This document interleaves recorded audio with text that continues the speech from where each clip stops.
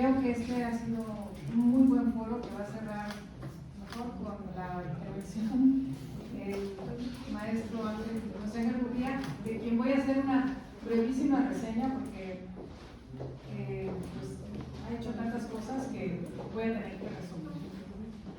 Nació en Tampico, en Tamaulipas. Se incorporó a la OCDE tras una destacada carrera en la Administración Pública Nacional, en donde ocupó puestos como secretario de Relaciones Exteriores, así como secretario de Hacienda y Crédito Público. En su calidad de titular de la Secretaría de Relaciones Exteriores, encabezó importantes iniciativas y decisiones de Estado en materia de integración latinoamericana, migración internacional, entre las que se incluye la modificación de la Constitución mexicana para permitir la doble nacionalidad o ciudadanía a los nacionales, de la cual se beneficiaron millones de mexicanos, en su mayor parte residentes en los Estados Unidos. El estudioso de la Administración Pública, José Ángel Gurría, es licenciado en Economía por la Universidad Nacional Autónoma de México y cuenta con una maestría en Economía por la Universidad de Leeds en el Reino Unido. Habla español, inglés, francés, italiano, portugués y tiene conocimientos de idioma alemán. Le han sido otorgados doctorados honoris causa en 7 universidades del mundo ubicadas en Israel, México, Eslovaquia, España y Reino Unido. En su etapa profesional como secretario de Hacienda y Crédito Público concluyó su mandato con una tasa de crecimiento del 7%, nunca lograda hasta la fecha. Y por primera vez en una generación gestionó la economía mexicana a través de un cambio de administración sin que tuviera lugar una crisis financiera como solía suceder durante dichas transiciones. Participó en los equipos que promovieron la negociación del primer Tratado de Libre Comercio de América, el TELCAN, y los tratados de libre comercio con Europa e Israel. Después de esta época relevante al servicio del Estado mexicano, fue secretario general de la Organización para la Cooperación y el Desarrollo Económico, OCDE, desde junio del 2006 hasta el año pasado, en junio del 2021, destacando en su estancia en ese organismo internacional la consolidación del sistema de gobernanza económica mundial y la redefinición de la misión de diseñar, desarrollar e implementar mejores políticas para una vida mejor. Además, logró reemplazar la percepción de la OCDE como el club de los países ricos, por lo de las casas de las mejores prácticas para la promoción de un crecimiento más incluyente y sostenible. Es y ha sido un colaborador habitual en algunos de los periódicos y revistas de más renombre en el mundo, donde ha recibido galardones, distinciones, condecoraciones de varias instituciones en más de 30 países. En 2007 fue el primer premiado por la Globalist of the Year en el Consejo Internacional de Canadá, en reconocimiento a sus esfuerzos en la promoción del multilateralismo, una mayor conciencia sobre los desafíos mundiales y la cooperación internacional. También fue reconocido con el Premio de Liderazgo Mundial del Instituto de las Américas en el 2018 como defensor del libre comercio en el Club Económico de Minnesota en el 2017, con el Global Award of Outstanding Contribution to Global Economics and Cooperation de la Brillantine Academy of Nueva Delhi, con la Orden Boyaca, con grado de Gran Cruz, Boyacá, en el grado Gran Cruz para el gobierno de Colombia, y con la Gran Cruz de la Legión de Honor en manos del presidente de Francia, Emmanuel Macron, también en 2021. Ha participado en varias organizaciones internacionales sin fines de lucro, entre ellas el Consejo de Población, Consejo de Nueva York, el Diálogo Interamericano en el Centro para el Desarrollo Global, ambos con sede en Washington, y el Centro para la Innovación de la Gobernanza Internacional con sede en Canadá. Presidió el Grupo de Trabajo Internacional sobre la Financiación de Agua para Todos y sigue estando muy involucrado en los temas. En el 2018 recibió el Gran Premio Mundial del Agua, otorgado cada 3 años por el Foro Mundial del Agua. Es miembro de la Real Academia de las Ciencias Económicas y Financieras de España, es miembro del Consejo de la Fundación del Foro Económico y, como insisto, es una muy breve semblanza. Adelante, doctor.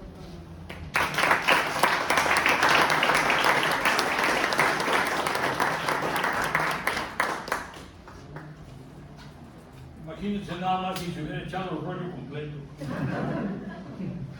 Miren, muchas gracias, señor presidente, y amigos, yo entré a la administración pública en el año 67. Es que era yo muy precoz, por cierto, no soy hacer cuentas, así que no. Terminé en la OCDE en el 2021, o sea, 54 añitos de servicio público. Porque en la OCDE ciertamente llevábamos a cabo un servicio público muy importante, solo que cuando yo entré pues era de 30 países y cuando terminé era de 38 y ahora ya hay 6 más que ya dejamos encaminados, entre ellos, por cierto, Argentina, Brasil y Perú, 3 países de América Latina, además de 3 europeos. Quiere decir que América Latina, que solo tenía México cuando yo llegué a la OCDE, ya tiene a Chile, ya tiene a Colombia, ya tiene a Costa Rica y va a tener dentro de 2 o 3 años a Argentina, Brasil y Perú, ¿no? Es un cambio muy importante de una institución que no solo se consideraba el Club de los Ricos, sino que además prácticamente no tenía representación de nuestra región del mundo. Pero bueno, pasé por la CFE, por el Departamento del Distrito Federal, por la FINSA, por el FONAFE, Fondo Nacional de Fomento de Equidad, que manejaba Gastón Mercado en aquella época, con Ifigenia,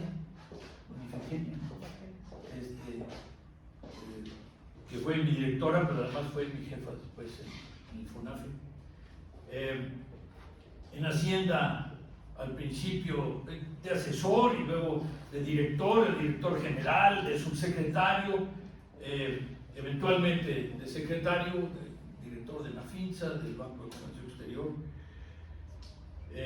canciller y finalmente secretario de Hacienda, antes de irme a la OCDE. Y siempre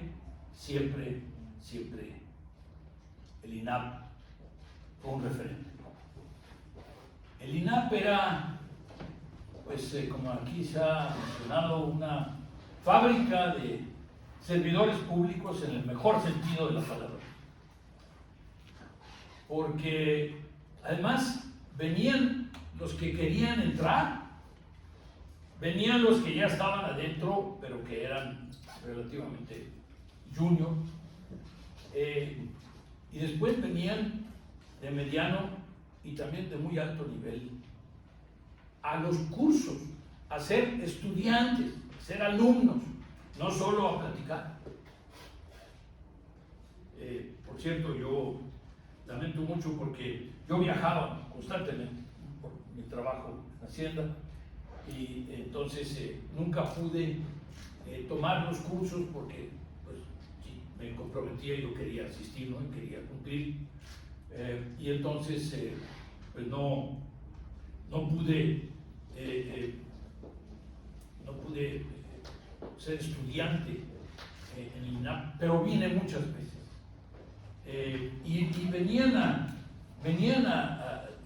los funcionarios también a participar, venían a compartir sus experiencias, pero también venían a buscar soluciones, venían a buscar respuestas aquí al INAP.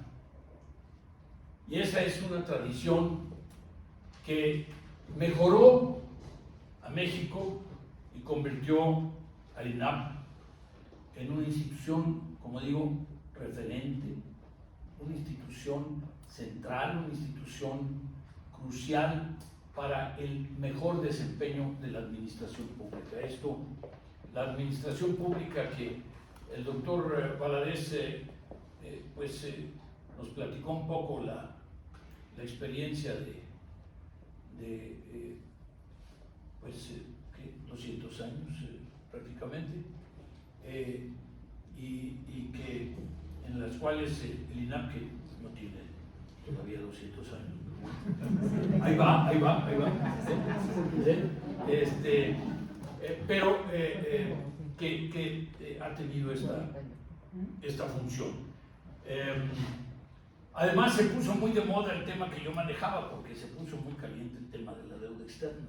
Entonces había que venir muy seguido porque no solo había que ir a la Cámara, a la Cámara de Senadores y a la Cámara de Diputados, sino varias veces me pasaron examen algunos de los colegas que están aquí, honorarios, ¿no? Por varias razones, varias de mis responsabilidades.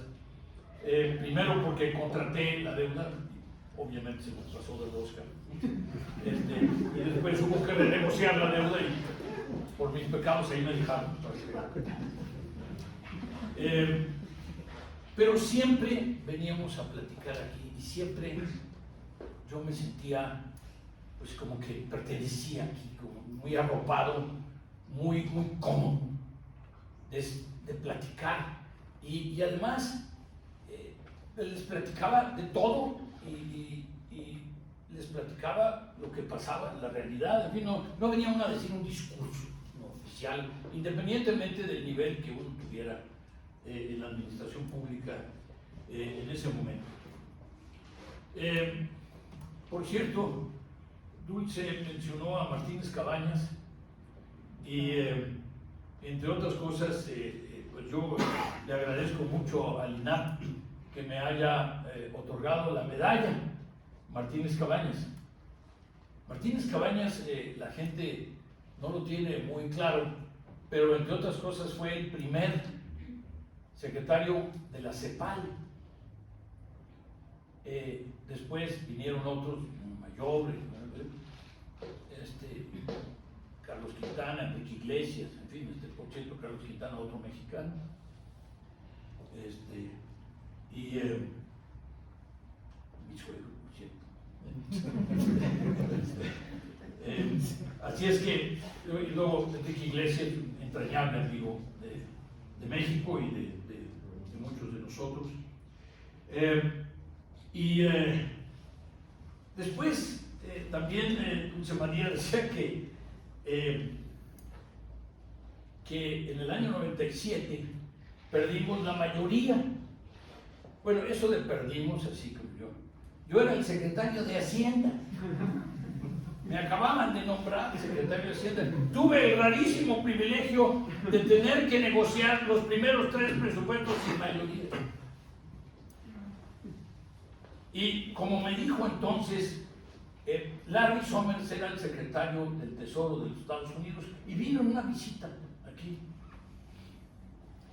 Y yo, que acabamos de perder la mayoría, ¿verdad? Y yo le quería poner pues, la mejor carita posible al asunto. Y yo le dije, ya viste, nuestra democracia. Es más, ya no tenemos mayoría. Y él que venía de un régimen presidencial también, ¿verdad? Que dice, mira Ángel, dice, la democracia sale muy cara. Dice, la verdad es que nosotros en los ministerios del Tesoro, de Hacienda, ¿no? de los países, lo que tenemos que hacer es que no salga demasiado cara. Pero invariablemente, inevitablemente, va a costar. Y bueno, efectivamente así fue.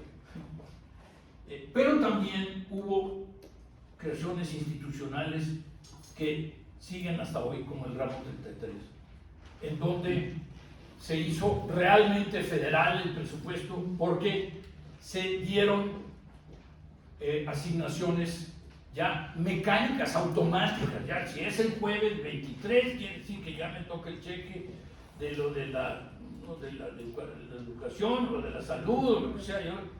Y entonces, y además fue a estados y a municipios, es decir, muy importantes transformaciones en ese momento, pero simplemente para comentarles que esto me vino a la mente. Yo decía que pues después me fui a la OCDE y resulta que fue el presidente Fox. Yo venía de otro gobierno, fue el presidente Fox el que me propuso. Y la razón fue que, como secretario de Hacienda del presidente Zedillo, yo había sido el encargado de la transición y el doctor Derbez había sido el encargado de la transición por parte del nuevo presidente de Fox. Y la verdad es que fue una transición pues muy suave, muy interesante, muy importante, donde se pasó toda la información y además en donde pues quedamos realmente en muy buenas relaciones entre la nueva administración y la antigua administración, en términos de que todo el gabinete del presidente tenía instrucciones del propio presidente Zedillo de ser total y completamente transparentes para facilitarle las cosas al nuevo gobierno, como yo creo que pues, debería ser. Pero si ustedes lo piensan, era como una enorme travesura que un mexicano fuera a manejar la casa de los países más ricos, en ese entonces del Club de los Ricos, y que fuera un mexicano y se metiera a la cocina ahí, ¿no? A hacerles todos los días el desayuno y la comida y la cena, pero sobre todo a prepararles opciones. Eso de las mejores políticas para una vida mejor, better policies for better lives, ¿no? Eso es algo que yo inventé como vocación de la OCDE, y en donde estábamos trabajando no solo con los 30 y después crecientemente con los 38 miembros, sino también con alrededor de 100 países en desarrollo que se acercaban a preguntarnos qué puedo hacer con la educación, qué puedo hacer con la salud, qué puedo hacer con... Y uno de los temas, por cierto, era el tema de la anticorrupción. Yo supe, yo ya sabía que existía el país Ucrania, pero cuando uno es mexicano y está uno aquí en el abarrote de la deuda y de todo lo demás, pues no tiene una Ucrania muy presente, ¿verdad? Y resulta que pues llegué a la OCDE y pues se acercan los alemanes y me dicen, oiga, ¿cómo le podemos ayudar a Ucrania con el tema de la corrupción? Y luego estaba el presidente Yanukovych, entonces después vino Poroshenko y después ya vino Zelensky, ahora con esta terrible tragedia que está pasando. Pero luego pues venían los americanos y digo, ¿cómo le podemos ayudar a Ucrania con el tema de la corrupción? ¿Y cómo le tomamos? Y pues yo dije, oye, ¿por qué todo el mundo está tan preocupado por el tema de la corrupción en Ucrania? A ver, ¿cómo manejan el tema de las compras públicas? Pues sí, ¿no? Ya muy acostumbrado a que el tema de la transparencia y la contraloría y todas esas cosas, ¿verdad? Y entonces dice, no, pues todas las compras las hace una empresa privada que es propiedad, lo personal de un grupo de los miembros del Parlamento. Dije, pues muy interesante estructura, ¿verdad? Es así como... ¿Y qué dice la Corte Constitucional sobre eso? No hay Corte Constitucional. Bueno, era un problema de instituciones, de que se ha hablado mucho del tema de las instituciones, de las soberanas y de las autónomas y de todas las demás.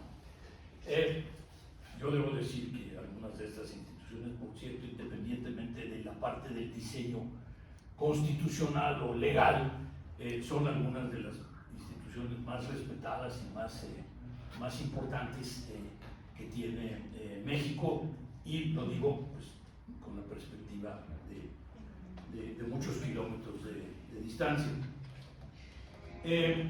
Pero yo me dediqué sobre todo a cerrar la brecha que separaba a México, que entonces era el único país en desarrollo miembro de la OCDE. Y por favor que no haya ninguna duda no era que a nosotros nos invitaron a ser miembros de la OCDE después de que firmamos el NAFTA.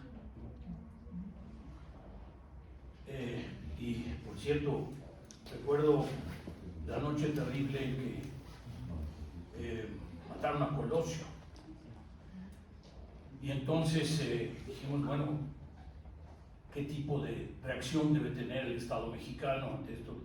Además de las cuestiones policíacas y las cuestiones de investigación, etc. Y anunciamos que ese era un jueves, entonces, que el viernes era feriado bancario, cambiario, para que no hubiera ese día especulación. Luego anunciamos que habíamos negociado con la Reserva Federal una importante línea de crédito de varios miles de millones de dólares, lo cual le daba estabilidad al peso. Y curiosamente habíamos recibido unos días antes la carta del secretario general de la OCDE de entonces, del señor Pei, diciendo que a México lo admitía a la OCDE, después de estar años y años ahí batallando. Y entonces anunciamos esas tres cosas. El hecho es que el lunes, además de la tragedia terrible que fue el hecho de que teníamos un asesinato político después de décadas y décadas de una tranquilidad en ese sentido, etc. Pero resulta que pues, los mercados aparecieron bastante tranquilos el lunes siguiente. Y esto se lo digo porque inclusive en un momento terrible, en un momento trágico, como fue el asesinato de un candidato presidencial, pues el tema del anuncio de que íbamos a ser parte de la OCDE ayudó, no sé en qué proporción, cada uno de los temas, ¿no? Diferentes. Ayudaron, por supuesto, los bancos entraron en acción, etcétera, pero bueno. Y pues, yo les diría, cuando uno está con el mandato de mejores políticas para una vida mejor, y uno tiene un país en desarrollo con todos los demás países más o menos desarrollados, ¿no? Pues si yo hubiese sido turco, hubiese sido italiano, hubiese sido americano, quizá pues no me hubieran visto con sospecha el hecho de que apoyara tanto a México. Y la verdad es que lo hice con absoluta y total convicción, simplemente porque de lo que se trataba era de ayudarle al país de menor desarrollo relativo, que por casualidad pues, ¿y qué le vamos a hacer, chico? ¿No? Entonces ¿qué pasó? Pues que desde entonces, y esto fue, yo tuve un mandato de 5 años y después 2 reelecciones, allá sí se podía. Entonces, tuve 2 reelecciones de 5 años cada una, estuve 15 años al frente de la OCDE. Y siempre con el tema de México muy pendiente. Trabajé y cooperé con varios presidentes de diferentes partidos políticos. Me propuso el presidente Fox y después trabajé con el presidente Calderón, después trabajé con el presidente Peña Nieto y trabajé con el gobierno del presidente López Obrador. De manera que estuve con esa continuidad que me permitía seguir con las cifras. Y la verdad es que los grandes retos de México siguen teniendo los mismos encabezados. Aquí se habló pues, de que tienen 200 años los problemas, ¿no? Quizá de estructura, pero la verdad es que los problemas económicos, y los problemas sociales y los problemas de medio ambiente, etcétera, quizá no tengan 200 años, pero la verdad es que no son ni de este gobierno, ni de esta administración, ni de sucesivas. Es decir, el crecimiento, por ejemplo, pues resulta que para atrás 2% los últimos 20 años. Esta administración, ya sabemos, prácticamente va a ser plana, ¿no?, en términos de crecimiento, por todas las razones que ustedes ya conocen. Pero luego, ¿qué dicen 40 analistas respecto del futuro? Que en los próximos 10 años México va a crecer 2%. Y entonces ya tenemos ahí 35 años o 30 y tantos años, ¿verdad? 20 más 10 más este gobierno más los próximos 10, en donde por definición el promedio de crecimiento va a ser menor al 2%. Menor al 2%. Aquí todo el mundo habla del 5, ¿no? Como una aspiración así. Pero no, el tema no es llegar al 5. Aquí se mencionó muy amablemente que al final del gobierno del presidente Zedillo estábamos creciendo al 7%. Seguramente no tenía nada que ver con el secretario de Hacienda, pero bueno.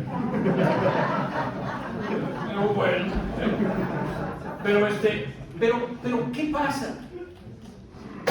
Que tenemos que crecer al 5 o al 6, pero durante una generación entera, para emparejarnos, para reducir todos estos atrasos y todos estos rezagos que hemos venido acumulando.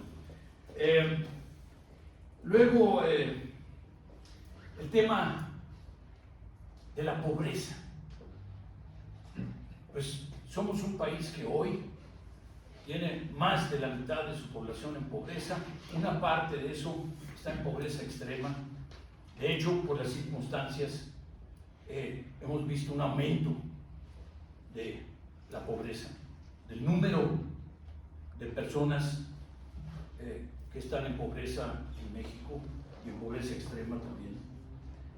Pero además, nos hemos vuelto famosos como región Latinoamérica, y también México, lamentablemente, no es excepción. Como no la región más pobre del mundo, pero sí la más desigual del mundo. Otra vez, otro problema que viene de muchos años. ¿Por qué tenemos la tercera parte de la productividad de los mejores países de la OCDE? Una cuarta parte de la productividad de Estados Unidos. ¿Cómo podemos aspirar a que ganen mejor los mexicanos si no aumentamos la productividad?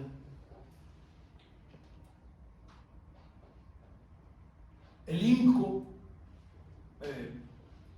publica anualmente una encuesta que hace sobre competitividad, que incluye la productividad más muchas otras cosas, el Estado de Derecho, que aquí se ha hablado de eso, el tema de la seguridad o la inseguridad, el tema, en fin, el tema de corrupción, etcétera, de calidad del gobierno. ¿Y qué pasa? Pues que le llevan la pista como 43 países. México llegó a estar en el lugar 30, ¿sí?, de 43. Bueno, pues hizo uno en el mundo, ¿verdad? Estar en el lugar 30, regular, ¿no? Pero bueno, digamos. Pero hoy estamos en 37. El año pasado estábamos en 35. ¿Sí? Hemos venido bajando en términos de en dónde nos encontramos en materia de competitividad, concepto más amplio que el tema de productividad. Y luego tenemos un problema del gobierno chiquito, ¿no? Otra vez, no es un problema de este gobierno, es un problema de muchas décadas. ¿Qué pasa? Que cobramos como el 13% de impuestos. Para darles una idea de si esto es mucho o poco regular, el promedio de la OCDE es 35. Y en el país donde yo viví durante 15 años, que era Francia, país como Dinamarca, etc., la carga fiscal era casi del 50%. Es decir, estamos hablando de que en México, si le sumamos lo de Pemex, llegamos como a 17 o 18%, ya sumándole lo de Pemex. Estamos hablando de que México tiene una carga fiscal de la mitad del promedio de la OCDE y de la tercera parte de los países que nos ponen como ejemplo. Y entonces, ¿qué pasa? Pues que súmele a eso que el presidente de la República y sus 3 secretarios de Hacienda son muy cuidadosos en materia fiscal y de deuda y de déficit. Es decir, han cuidado ese aspecto mucho, y entonces quiere decir que el Estado mexicano no tiene más que esos 18%, quizá agregado de 2 o 3 puntos de déficit máximo. Sí, con el 20%, cuando estamos hablando de que otros países tienen pues 40 ya incluyendo el déficit, o más del 50%. Y entonces, ¿qué pasa cuando hay un problema como la pandemia? Pues que entonces hay que, la cobija nomás no da, y entonces hay que jalarle para un lado y descobijar a otros, a muchos, para darle a lo que se necesitaba más. En este momento, además, tenemos necesidad de inyectarle a Pemex, inyectarle a la CFE. Lamentablemente ayer, por cierto, les bajaron la calificación crediticia a los dos. Y entonces, ¿qué pasa? Que con el gobierno chiquito, ¿por qué? Por falta de más recursos. Yo debo decirles que al final del gobierno del presidente Cedillo, estando yo todavía secretario de Hacienda, le propusimos al PAN una reforma fiscal de fondo, ¿no? No sé si han oído ustedes la expresión, una reforma fiscal de fondo. Desde todas son de fondo. No, es como los grupos de alto nivel, no conozco ningún grupo de bajo nivel, ¿no? Pero todas las reformas fiscales son de fondo. Entonces, y resulta que el PAN la bloqueó. Y bueno, pues sin el PAN no podíamos tener mayoría. Y luego, ya durante la transición, le pregunté al presidente electo Fox: oiga, ¿y por qué nos pararon la reforma fiscal si era para usted? Dice: es que no sabíamos que íbamos a ganar. Y yo debo decir que es la única razón plausible que he escuchado, porque de repente dicen: no, lo que pasa es que queríamos que una mejor. No. En el fondo, como él me dijo, pues ya ven cómo era, muy cándido y muy abierto, es que no sabíamos que íbamos a ganar. Y entonces, pues, no queríamos que. Bueno, la verdad es que ahí perdimos, creo que tomó 15 años después en hacer alguna medio parcial, ¿no? Pero luego temas como la violencia, la inseguridad, aquí se ha hablado del impacto que eso tiene, terrible impacto que eso tiene en la sociedad, pero también en los inversionistas nacionales y en los inversionistas extranjeros. Y se habló de la corrupción, y aquí yo quisiera decirles cuál es mi experiencia sobre el tema de la corrupción después de haber dirigido a este club de 38 países, de los más desarrollados del mundo, y de los, digamos, de los que tienen más sistemas más desarrollados en contra de la corrupción. Y es que nadie es intrínsecamente más honrado ni más corrupto. Ni los japoneses, ni los italianos, ni los holandeses. Lo que hay es simple y sencillamente un problema de sistemas. Si los sistemas permiten la impunidad, habrá impunidad. Si los sistemas rápidamente detectan el esfuerzo de la impunidad y de algún acto indebido, entonces habrá muy pocos o no habrá. Es un problema de sistemas, y sí, es un problema de leyes, pero también es un sistema de computadoras, y es un sistema de conectividad, y es un sistema de la transparencia de los procesos de licitaciones, etc. Entonces estamos hablando de un sistema, de un método para combatir uno de los más grandes cánceres, grandes problemas que tiene un país como el nuestro, por el cual es, pues lamentablemente, muy conocido. Y entonces, otra vez, es más, el nuevo gobierno, de hecho, navegó, enarboló la bandera, ¿no?, del tema de la corrupción, lo cual le permitió, ¿no?, obtener la mayoría de los votos por este tema. Pero nuevamente, los métodos, los procedimientos,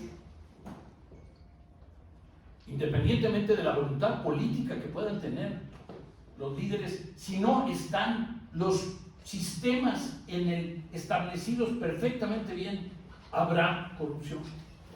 Porque la naturaleza humana es así en todas partes del mundo. Y yo les puedo decir, hablo con autoridad cuando digo de todas partes del mundo, cuando hay opciones y hay posibilidades de quedar impune, habrá corrupción. Y entonces, pues, lo que tenemos que hacer es trabajar precisamente en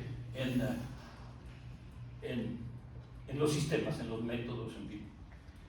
Miren, amigos, finalmente vuelvo al tema de las instituciones. De las instituciones. De las instituciones. Y entonces vuelvo al INAP. Al INAP. Al INAP. Muchas gracias.